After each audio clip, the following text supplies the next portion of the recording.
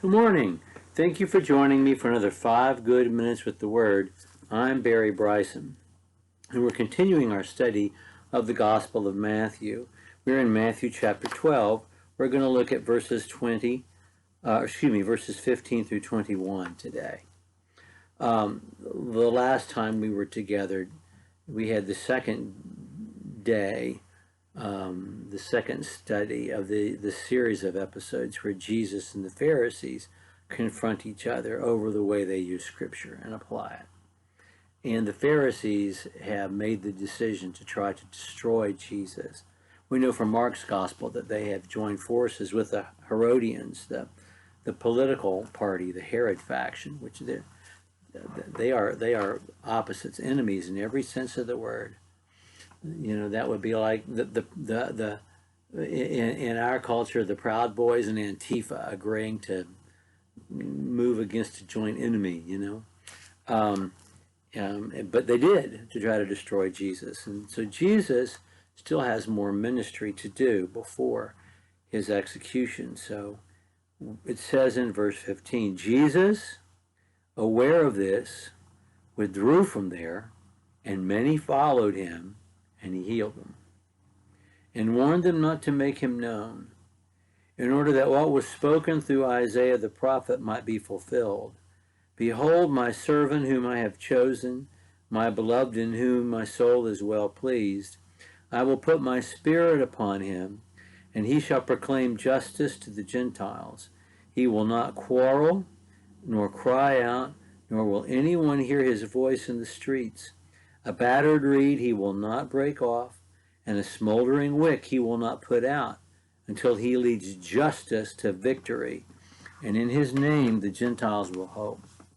The long passage that's being quoted here is from Isaiah chapter 42, verses 1 through 4, the very beginning of Isaiah 42. And that's in the larger section, chapters 40 through 56, which is known as the suffering servant passage, which is this resource-rich section of Scripture which is about the Messiah. Who is the Messiah? Whom will he be? What will he be like? What is his role? And this is at the beginning of not the very beginning, but early in the suffering servant passage, we have these words. And of course, Matthew is writing to a primarily Jewish audience, Jewish Christians or Jews who are considering becoming Christians. And so he's very careful to take every opportunity to show how Jesus fulfilled the prophets and how he fit the description of the Messiah that's given in the Old Testament text. This is one of those times. And the fact that Jesus refuses to engage in debate club and to seek the limelight, but is here to serve, is one of those fulfillments of prophecy. As Jesus says in Mark chapter 10, verse 49, the Son of Man did not come to be served, but to serve and to give his life a ransom for many. And this passage, this prophecy about the Messiah, says the same thing. He is not going to seek the limelight. He's not going to seek celebrity. He's going to seek to serve. He is not going to engage in a debate club. And he's not going to say, me, me, me, me, me.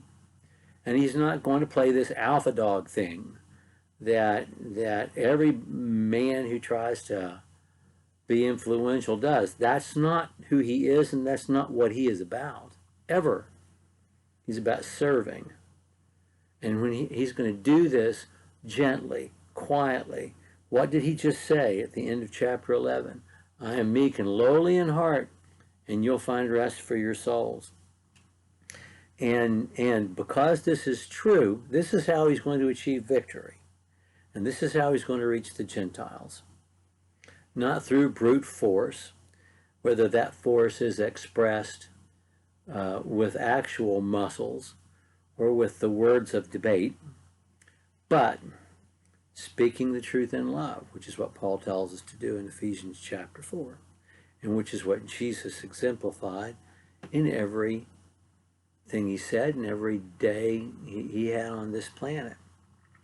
Okay, he moves away from there because he's got more work to do. Jesus is always managing his time. on earth until the fullness of time is achieved and he has fulfilled the prophecies. He continues to heal. There's no way people can't find him if they're trying to find him. He's got a crowd with him wherever he goes. But he tells them not to go about increasing his celebrity, but because of all the things that we've already mentioned. And then this prophecy from Isaiah 42 is applied. Let's not forget what is said, because in just a few verses, he's going to call some of his opponents a brood of vipers. This passage lets us know the tone of voice he was using when he said that phrase. I don't know how many times I've heard people, and I'm getting ahead of myself, justify the strident nature of their rhetoric, their elevated voice, just the sheer meanness with which sometimes they say things that are absolutely true by saying, well, Jesus called people a brood of vipers.